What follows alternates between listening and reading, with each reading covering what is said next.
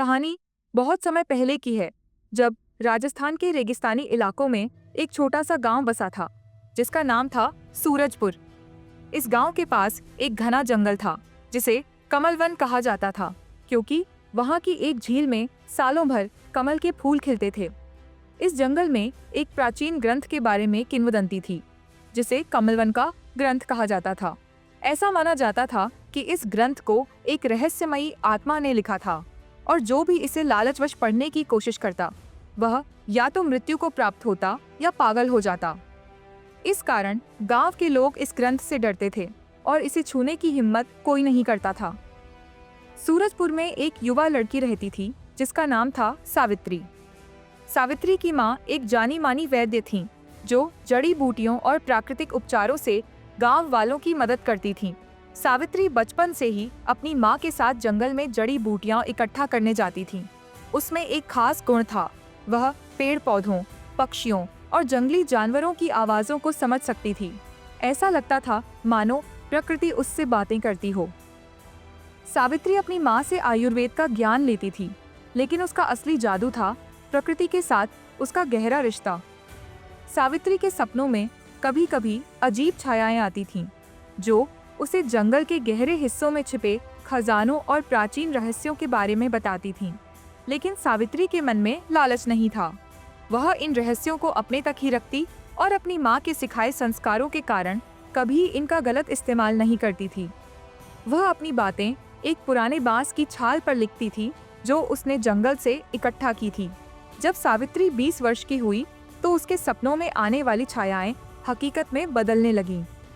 एक रात जब वह जंगल में कमल की जड़ें इकट्ठा करने गई थी, एक चमकती हुई आकृति उसके सामने प्रकट हुई। उस आकृति ने खुद को एक प्राचीन यक्षिणी बताया, जिसका नाम था मायावी। उसने सावित्री को बताया कि वह स्वयं एक शापित आत्मा है, जो सैकड़ों साल पहले एक गलत कर्म के कारण इस जंगल में फंस गई थी। मायावी ने सावित्री से कहा, तू मेरे जैसी है, तेरे पास प्रकृति की भाषा समझने की शक्ति है, लेकिन तुझे एक रास्ता चुनना होगा। या तो तू इस दुनिया में रहकर लोगों की भलाई कर, या मेरी तरह अपनी दुनिया में लौटने का रास्ता खोज। सावित्री ने यह बात अपनी माँ को बताई। उसकी माँ ने कहा, बेटी, अगर तू इस दुनिया की नहीं है और किसी शाप के कारण यहाँ फंसी है, तो मैं तुझे नहीं रोकूंगी। तू अपने दिल की सुन और जो सही लगे वही कर। सावित्री ने तय किया कि वह कमल वन के सबसे गहरे हिस्से में जाएगी, जहाँ एक प्राचीन कमल का पेड़ था। मायावी ने उसे बताया था कि उस पेड़ के नीचे एक गुप्त द्वार है, जो उसे उसकी दुनिया में ले जाएगा, लेकिन इसके लिए उसे अपने खून की कुछ बूंदें और जंगल के कुछ जीवों की बलि देनी होगी। सावित्री ने अपनी माँ से विदा ली और कमल वन की ओर चल पड़ी। रास्ते में उसे एक व्यापारी मिला, जिसका नाम था रघु। रघु एक सौदागर था, जो रेगिस्तान के रास्तों से मसाले और रेशम बेचने जाता था। सावित्री ने उससे कमल वन के गहरे हिस्से तक पहुंचने में मदद मांगी। रघु सावित्री की सुंदरता और उसकी रहस्यमयी आभा से मंत्रमुग्ध हो गया। उसने कहा, मैं तुम्हें वहां तक ले जाऊंगा, लेकिन बदले में तुम्हें मुझसे विवाह करना होगा। सावित्री ने मुस्कुराते हुए कहा, ठीक है, मैं तुम्हारी शर्त मानती हूँ, लेकिन मेरी भी एक शर्त है। रात के समय मैं तुम्हारे साथ नहीं रहूंगी और तुम मुझसे यह नहीं पूछोगे कि मैं कहाँ जाती हूँ या क्या करती हूँ। रघु ने यह शर्त मान ली और वह अपनी ऊंटगाड़ी में सावित्री को लेकर कमल वन के गहरे हिस्से में पहुंच गया। वहां पहुंचकर सावित्री ने रघु से विवाह कर लिया। हर रात वह कमल के पेड़ के नीचे जाती और तंत्र मंत्र की साधना करती। वह अपने खून की कुछ बूंदें और जंगल के छोटे मोटे जीवों की बलि चढ़ाती। लेकिन सावित्री का दिल हमेशा शुद्ध रहता था। वह केवल अपनी दुनिया में लौटने के लिए यह सब कर रही थी, न कि लालच या सत्ता के लिए। एक रात जब सावित्री अपनी साधना कर रही थी, गांव के कुछ लोग जो रघु के साथ आए थे ने उसे देख लिया। उन्होंने रघु को बताया कि सावित्री रात में जंगल में अजीब रस्में करती है और जानवरों की बलि देती है। रघु, जो सावित्री पर पहले से ही शक कर रहा था, अगली रात उसके पीछे पीछे चला गया। उसने सावित्री को कमल के पेड़ के नीचे तंत्र मंत्र करते और बलि चढ़ाते देखा। वह डर गया और सोचने लगा कि सावित्री कोई साधारण इंसान नहीं, बल्कि कोई राक्षसी हो सकती है। उसी रात सावित्री के सपने में मायावी फिर से प्रकट हुई। उसने कहा, सावित्री, कल रात जब तू कमल के पेड़ के नीचे साधना करेगी, तो पास की झील में एक तैरती हुई मूर्ति दिखेगी। उस मूर्ति के गले में एक ताबीज होगा। उसे निकालकर पास ही खड़े एक साधु को दे देना। वह तुझे तेरी दुनिया के द्वार तक ले जाएगा, लेकिन सावधान, यह तेरा आखिरी मौका है। अगली रात सावित्री कमल के पेड़ के नीचे गई और साधना शुरू की। तभी उसे झील में एक मूर्ति तैरती दिखी। वह मूर्ति के पास गई और उसके गले से ताबीज निकालने की कोशिश करने लगी। ताबीज की रस्सी बहुत मजबूत थी और उसे खोलने में समय लग रहा था। उसी समय रघु और कुछ गांव वाले वहां पहुंच गए। गांव वालों ने सावित्री को मूर्ति के पास देखा और चिल्लाने लगे, यह राक्षसी है, यह हमें मार डालेगी, इसे अभी खत्म करो। गांव वालों ने सावित्री और रघु पर हमला कर दिया। सावित्री भागने में कामयाब रही, लेकिन रघु को गांव वालों ने घेर लिया। रघु ने चिल्लाकर कहा, सावित्री, मुझे वह किताब दे दो जिसमें तूने सारे मंत्र लिखे हैं, मुझे और कुछ नहीं चाहिए।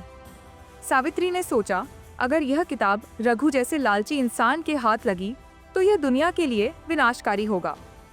उसने अपनी बांस की छाल पर लिखी किताब को उठाया और उसे श्रापित करते हुए कहा, जो भी इस ग्रंथ को लालचवश पढ़ेगा उसकी मृत्यु हो जाएगी, और जो इसे आधा पढ़कर छोड़ देगा वह पागल हो जाएगा। यह कहकर सावित्री किताब लेकर जंगल की गहराइयों में गायब हो गई। उसका कोई पता नहीं चला। कई साल बाद सूरजपुर में एक धनी व्यापारी रहता था जिसका नाम था हरीश। हरीश के पास धन दौलत की कोई कमी नहीं थी, लेकिन उसे हमेशा एक बात खलती थी। उसके पूर्वजों ने एक बार गलती से एक अनमोल खजाना रेगिस्तान में कहीं गाड़ दिया था, जिसका रहस्य आज तक कोई नहीं जान पाया था। हरीश दिन रात यही सोचता था कि अगर वह उस खजाने को ढूंढ ले तो वह दुनिया का सबसे अमीर इंसान बन जाएगा। हरीश ने ज्योतिषियों, तांत्रिकों और साधुओं से सलाह ली, लेकिन कोई फायदा नहीं हुआ। एक दिन उसे एक रहस्यमयी साधु के बारे में पता चला जो कमल वन के पास रहता था। लोग कहते थे कि उस साधु ने एक प्राचीन आत्मा को वश में किया है जो हर इच्छा पूरी कर सकती है। हरीश उस साधु से मिलने कमल वन गया। साधु का नाम था कालिदास। कालिदास ने हरीश को अपनी कहानी सुनाई। वह बोला, मैं पहले एक साधारण मछुआरा था, मेरा नाम गोपाल था। एक रात जब मैं झील में मछली पकड़ रहा था, मुझे एक चमकता हुआ ताबीज मिला। मैंने उसे उठाया और उसी रात एक आत्मा मेरे सामने प्रकट हुई। उसने मुझे बताया कि अगर मैं हर अमावस्या को एक बलि दूं तो वह मेरी हर इच्छा पूरी करेगी। मैंने उसकी बात मानी और एक मछली की बलि दी। तब से वह आत्मा मेरे वश में है। हरीश ने कालिदास से अपने खजाने के बारे में बताया।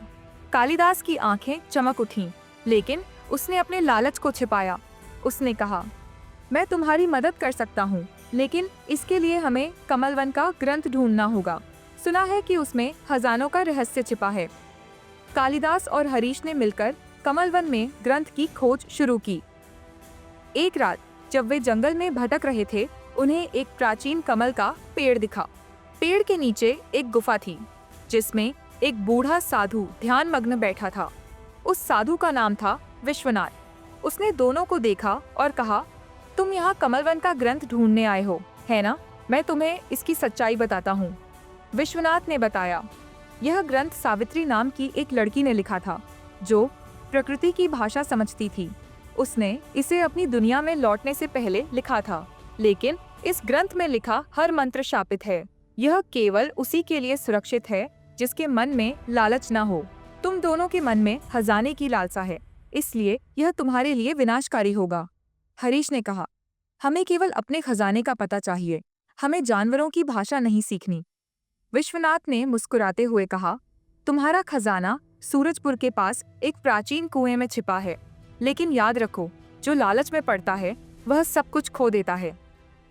हरीश और कालिदास कुएं की तलाश में निकल पड़े। कई दिन खोजने के बाद उन्हें वह कुआं मिला, लेकिन जब उन्होंने उसे खोदा तो उसमें से केवल रेत और पत्थर निकले। निराश होकर वे वापस विश्वनाथ के पास गए। विश्वनाथ ने कहा, खजाना कभी वहां था ही नहीं। असली खजाना था सावित्री का ज्ञान जो उसने ग्रंथ में लिखा, लेकिन तुमने लालच में पढ़कर उसकी सच्चाई को नहीं समझा। हरीश और कालिदास खाली हाथ लौट आए। कमलवन का ग्रंथ आज भी एक रहस्य बना हुआ है। यह कहानी हमें सिखाती है कि लालच और स्वार्थ हमें सच्चाई से दूर ले जाते हैं। असली खजाना धन दौलत में नहीं, बल्कि प्रकृति और नैतिकता के साथ सामंजस्य में है। जो इसे समझ लेता है वही सच्चा धनी होता है।